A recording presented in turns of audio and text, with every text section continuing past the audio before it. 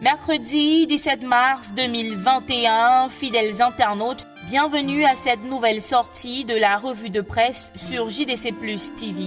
Nous ouvrons en santé avec le vaccin de l'heure, l'AstraZeneca, le sauveur qui fait peur selon l'essentiel du Cameroun. Le bi-hebdomadaire souligne qu'alors que la vaccination contre le coronavirus est annoncée au Cameroun dans les prochaines semaines, plusieurs pays du monde, à l'instar de la France, l'Allemagne, la République démocratique du Congo, ont décidé de suspendre l'utilisation du vaccin en cause des soupçons de coagulation de sang chez les personnes vaccinées.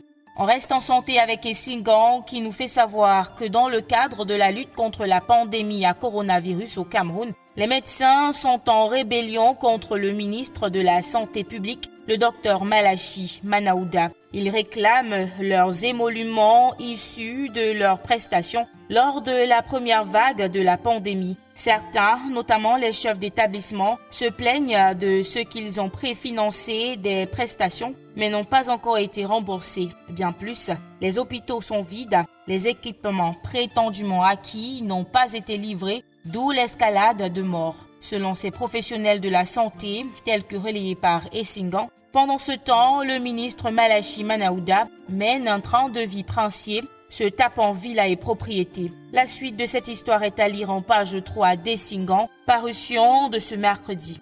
Un autre tabloïd qui parle santé ce jour est Mutation, qui fait savoir à ses lecteurs qu'une dizaine de femmes sont présentement retenues à l'hôpital gynéco pour factures impayées, un phénomène qui perdure dans nos hôpitaux publics. La rédaction du quotidien a mené une enquête qu'elle vous propose de déguster en pages 4 à 5. Dans cette même édition de Mutation, on parle de ces élèves gardés à vue pour cause de pratiques sexuelles en groupe, communément appelées partous. Information relayée par Le Jour en grande une. Le quotidien bleu écrit que les mises en cause ont été interpellés le 12 mars par la police. Ils entretenaient un réseau de consommation de drogue et se livraient aux pratiques sexuelles au quartier Ekié à Yaoundé. Au total 7, ils ont tous été déférés au parquet d'Ekounou où ils répondront de leurs actes devant les juridictions compétentes.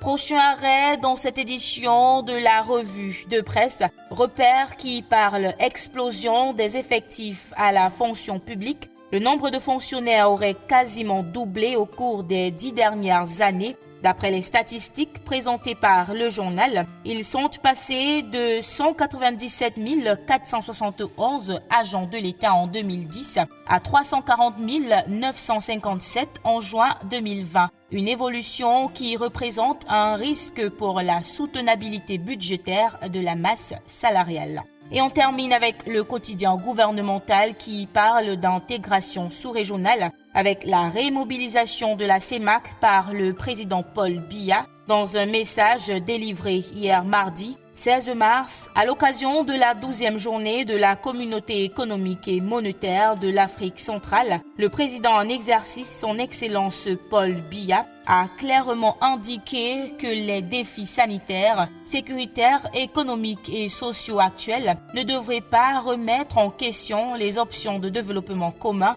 prises au sein de la CEMAC. L'intégralité de son discours plus analyse de la rédaction de Cameroun Tribune sont à retrouver de la page 2 à la page 3. Et voilà qui fait l'essentiel des tabloïds parus en kiosque ce jour. De votre attention, merci. Demain est un autre jour.